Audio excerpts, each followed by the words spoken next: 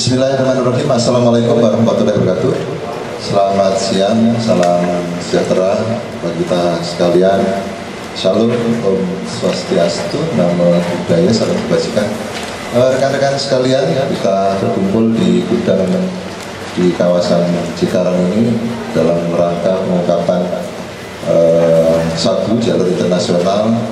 Di sini telah hadir ada Bapak Wakabare Reskrim, kemudian Bapak Dirjen Bea Cukai Kementerian Keuangan Republik Indonesia, kemudian Bapak Kapolda Bangka Belitung, ada Bapak Direktur Direktorat Tindak Pidana Narkoba Bareskrim Polri, kemudian rekan-rekan dari Bea Cukai. Tentunya rekan-rekan bisa lihat di sini, alhamdulillah Bareskrim Polri bersama dengan Pemda Kepulauan Bangka Belitung telah bisa mengungkap sabu seberat 200 kg jalur internasional mulai dari Myanmar, Malaysia, kemudian Kepri, Kepulauan Bangka Belitung, kemudian ke Jakarta. Alhamdulillah kita bisa ungkap. Tentunya pada siang hari ini langsung secara teknis nanti kami berikan waktu kepada masing-masing untuk menyampaikan terkait dengan bagaimana pengungkapannya, terus kemudian modusnya bagaimana, siapa pelakunya. Tentunya nanti silakan nanti rekan-rekan untuk disiapkan ada pertanyaan-pertanyaan. Untuk selanjutnya waktu dan tempat kami persilakan untuk Bapak Wakabare Reskrim. Silakan Pak.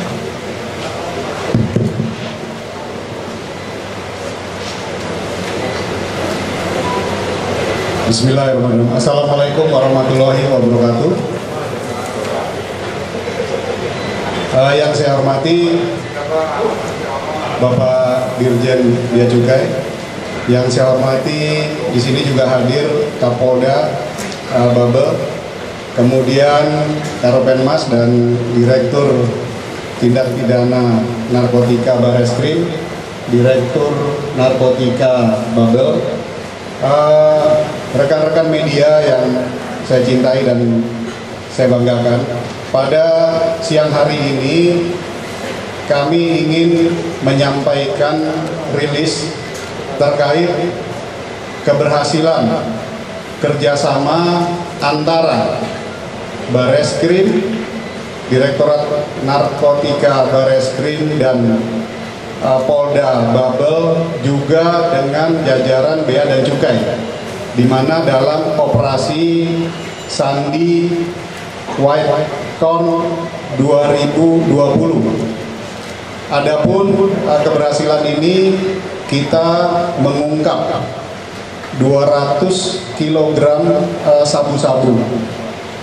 Yang ingin kami jelaskan kronologisnya adalah di mana barang ini, sabu-sabu ini berasal dari Myanmar melalui rute Malaysia, kemudian masuk ke Kepulauan Riau, kemudian Babel, dan terus ke Jakarta melalui Tanjung Priok.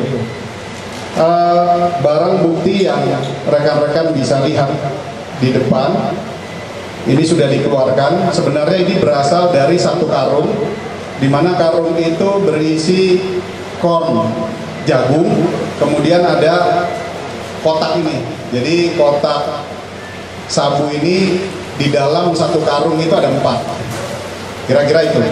Kemudian dari pengungkapan ini kita berhasil mengamankan 4 orang tersangka berinisial SC, kemudian A, kemudian RS dan YD. Rekan-rekan sekalian, bahwa di dalam barang bukti ini yang sangat unik adalah di mana di dalam satu karung yang berisi sabu ini, di situ ditaruh metal, ya, sehingga kita temukan juga metal detektor. sehingga kalau dilakukan swab, ya, jadi jenis barang ini masuk sejumlah 400 karung, ya, 400 karung, kemudian 287 itu masuk ke gudang yang ada di sekitar Jakarta Timur, kemudian 60 karung masuk ke gudang yang ada di daerah Ancol. Kemudian yang saat ini kita berada itu berjumlah 73 karung, ya, dengan total kilonya kurang lebih sekitar 8 kilo. Jadi dari 73 karung yang ditemukan itu ada 8 kilo sabu.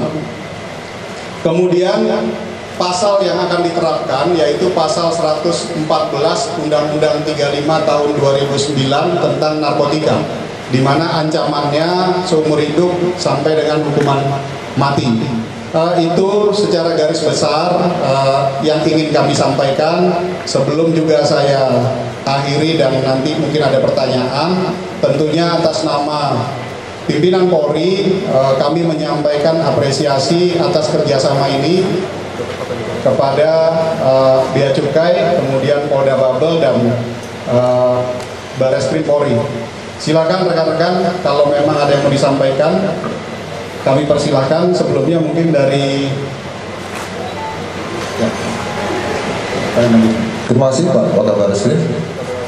Perlu rekan-rekan ketahui bahwasanya pengungkapan ini berkat informasi dari teman-teman dari Direktorat Narkoba Polda Kepulauan Bangka Belitung yang telah mengungkap duluan kasus ini, kemudian diinformasikan ke Bareskrim Polri sehingga bisa kita lihat terungkap semuanya di sini. Untuk itu pada kesempatan yang baik ini kita persilakan untuk Bapak Kapolda bisa menyampaikan bagaimana ceritanya pengungkapan di Polda Kepulauan Bangka Belitung. Terima kasih. Assalamualaikum warahmatullahi wabarakatuh. Kabar Wakapolda Bareskrim, Pak Dirjen dan seluruh hadirin sekalian saya muliakan, rekan-rekan para media. Sedikit saya jelaskan menambahin apa yang disampaikan oleh Pak Wakapolda Bareskrim tadi. Berawal dari informasi dari masyarakat yang peduli terhadap Kamtibmas tentang adanya karung berisi jagung yang diduga ada sisipan di dalamnya. Dan ternyata informasi itu telah kita dalami di Pangkalan Balam, salah satu ekspedisi di Pangkalan Balam, terbukti ada 2 karung yang di dalamnya masing-masing berisi 4 bungkus sabu ini. Dari situ kita perdalam, ternyata dari 73 karung itu beberapa ratus karung sudah dikirim duluan ke Jakarta. Sehingga kita ikuti bersama dengan Bareskrim, kita ikuti sampai akhirnya terungkap sebanyak 200 paket ini, 196 ditambah dengan 8 yang ada di Babel, seluruhnya terungkap dan saat ini kita tunjukkan di sini. Hasil pendalaman dari para pelaku, informasinya sama dengan yang disampaikan Pak Kabar Eskrim, berasal dari Myanmar, transit di Malaysia dulu, di Johor, Malaysia, kemudian baru ke Kepri ke Belitung, ke Bangka. Di Bangka rencananya akan diangkut dengan menggunakan truk, dan truk itu naik kapal. Jadi dia akan ada pemeriksaan lagi, ada naik truk itu modusnya cukup bagus juga, tapi akhirnya bisa kita buka di situ, kita ikuti, dan selanjutnya kita bisa saksikan dari 8 temuan yang ada di Bangka, perkembangannya sampai 196 ini. Saya kira itu yang dapat saya sampaikan. Terima kasih atas kerjasamanya, informasi dari berbagai macam pihak, dari Bea Cukai, dari masyarakat, dan seluruh stakeholder yang membantu dalam proses pengungkapan ini. Terima kasih. Assalamualaikum warahmatullahi wabarakatuh. Rekan-rekan sekalian, di sini kita hadirkan Bapak Dirjen Bea Cukai karena selama ini kita selalu bekerja sama dalam pengungkapan narkoba ini. Tentunya pada kesempatan yang baik ini, kami persilakan waktu untuk beliau bisa sampaikan. Terima kasih Pak. Bismillahirrahmanirrahim. Assalamualaikum warahmatullahi wabarakatuh. Selamat siang, salam sejahtera untuk kita semua. Om Swastiastu, Namo Buddhaya, salam kebajikan. Yang kami hormati Pak Wakapolda Bareskrim, Pak Kapolda, dan juga jajaran para direktur di Bareskrim maupun Polda, dan juga yang saya hormati rekan-rekan jajaran Bea Cukai, kami dengan Pak Direktur, Pak Kanwil, Kepala Kantor yang membawai kantor Cikarang. Saya ingin melanjutkan apa yang disampaikan oleh baik Pak Wakapolda Barreskrim maupun oleh Pak Kapolda. Ini adalah sinergi yang luar biasa. Tahun ini kita sudah bersinergi 26 kali, berarti ini yang ke-27. Dengan hasil tangkapan sampai dengan setengah tahun ini sudah hampir menyamai dengan tangkapan setahun kemarin. Jadi saya ulangi rekan-rekan media, tangkapan yang ke-27 sinergi antara Barreskrim dengan Bea Cukai ini, jumlah kuantiti yang kita tangkap ini sudah menyamai hampir menyamai setahun selama setahun kemarin 2019.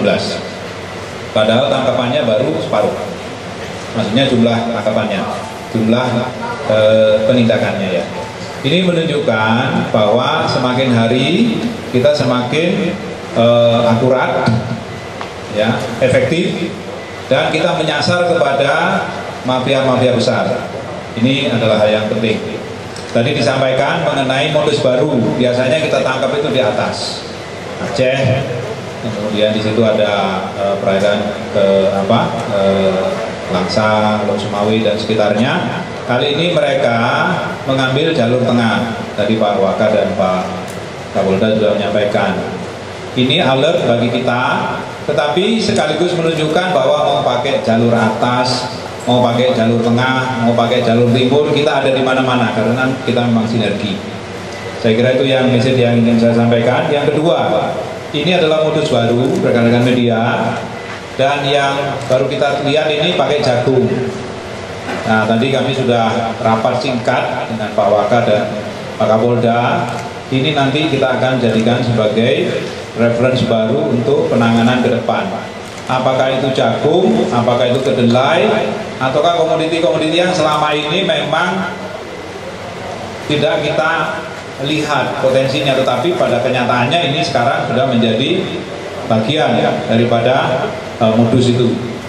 Sebelumnya biasanya mereka melalui kapal kecil Roskadon di Aceh, sekarang mereka menyamarkan dengan jagung. Dan yang kedua, ini mereka memanfaatkan luasnya pantai dan laut kita, tetapi sekaligus ini juga menunjukkan bahwa kita masih siaga. Meskipun mereka pakai modus antar pulau, tetap aja bisa kita deteksi. Kemudian yang terakhir, saya kira tangkapan kita ini meskipun dalam masa yang sulit, pandemi, tetap petugas kita siaga, baik dari Polri maupun Bea Cukai, termasuk juga dengan BNN. Apresiasi yang setinggi-tingginya kepada rekan-rekan yang di lapangan. Terima kasih kepada jajaran daripada Polri dan juga Bea Cukai yang telah luar biasa dedikasi tinggi di tengah kesulitan. Saya kira itu, sekali lagi terima kasih, dan tentunya kepada masyarakat yang banyak membantu aparat penegak hukum kita. Demikian, Assalamualaikum warahmatullahi wabarakatuh. Assalamualaikum warahmatullahi wabarakatuh. Demikian rekan-rekan bisa rekan saksikan bersama apa yang disampaikan beliau. Untuk itu mungkin ada yang mau ditanyakan, rekan-rekan? Ya, silakan. Terkait penyelundupan ini ada mata rantai yang digerebek BNI di selatan kemarin sekarang dan menggunakan beras tindak dan ada kaitan nggak apa pelaku itu. Yang kedua Pak, sebentar. Yang kedua sistem pengawasan Bea Cukai di Bekasi kedua kali Pak ya. Bagaimana pengawasan Bea Cukai yang ada di wilayah sekarang? Itu aja Pak. Baik, untuk pertanyaan yang pertama, nanti kita akan koordinasikan dengan BNN karena tentunya akurasi kecocokan supaya match itu harus melalui laboratorium, apakah ini sama barangnya atau tidak, walaupun mungkin data yang didapat modusnya mirip ya. Saya rasa itu ya, mengenai kayaknya agak susah. Terima kasih. Jadi bagaimana kita mendeteksi ini semua? Jadi rekan-rekan media mendeteksi barang penyelundupan komersil dengan yang narkoba ini pasti beda. Jadi dia nggak pakai dokumen kalau yang ini, ya kan? Itu satu. Sehingga cara kita bekerja adalah dengan menggunakan operasi intelijen. Kalau kita bicara operasi intelijen, kita nggak mungkin sendiri. Ada sinergi dan koordinasi yang kuat di level nasional. Dalam hal ini adalah tadi info awalnya itu dari rekan-rekan Bareskrim, dari Polda, yang kemudian kita ramu dengan informasi kita dan kita lakukan analisa bersama, intercept bersama, ya kita tindak bersama-sama. K9 kita dengan K9-nya Pak Krisna ini udah akur, udah ya. Jadi termasuk K9-nya pun sudah kompak ini, sudah bersaudara. Jadi bukan cuma petugasnya yang sudah kompak, K9-nya kita juga sudah bersaudara. Jadi udah, iya, K9 itu anjing ya. Jadi anjing pelacarnya Polri dengan Polri BC itu udah kompak, ya. Termasuk yang periksa ini. Jadi saya kira itu. Demikian. Ada pertanyaan lagi? Mungkin ada tambahan Pak Wakapolres. Baik, rekan-rekan, jadi dari pengungkapan ini, kerjasama ini, 200 kilo gram sabu-sabu ini kita berhasil menyelamatkan 1 juta jiwa.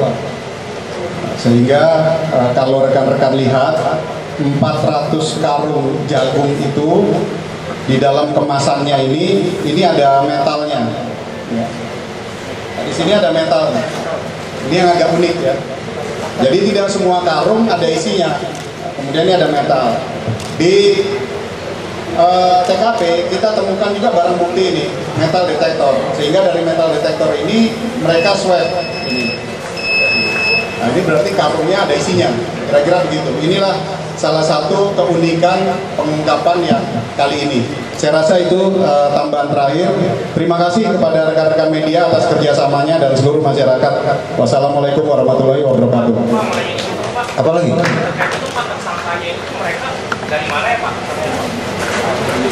Untuk yang 3 itu ditangkap di Kepri, untuk yang SC ditangkap di sini Cikarang. Semua warga negara Indonesia. Masih DPO-nya 1 berinisial K. Ya, ini masih ada DPO-nya. Ini berinisial K. Tapi barangnya dari Myanmar semua berarti? Semua dari sana. Proses transaksinya itu gimana Pak melibatkan jaringan internasional? Sekarang yang kita baru buka ini kan rute, jalur. Kemudian untuk yang pertanyaan tadi itu nanti dari hasil pengembangan mungkin kita bisa jawab. Ya. Baik. Dan ini membedakan di Jakarta itu gimana?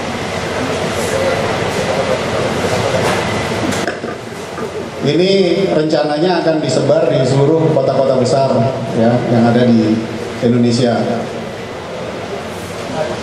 Jadi kalau untuk gudang di Cikarang ini jadi tempat gudang atau singgah aja atau seperti apa gitu? Karena tempat ini dipakai sebagai transit ya. Nah, pada saat transit itulah dilakukan penangkapan karena yang berinisial SC tersebut itu melakukan pengecekan. Jadi kegiatan ini dimulai pada hari Selasa tanggal 21 Juli. Ya, kemudian kita lakukan penangkapan pada tanggal 23 Juli pada saat SC itu melakukan pengecekan di sini. Semuanya berapa? Cukup ya. Terima kasih. Saya ingin menambahkan sedikit aja informasi kepada rekan-rekan media. Ini kita lakukan review terus antara Polri dengan Bea Cukai.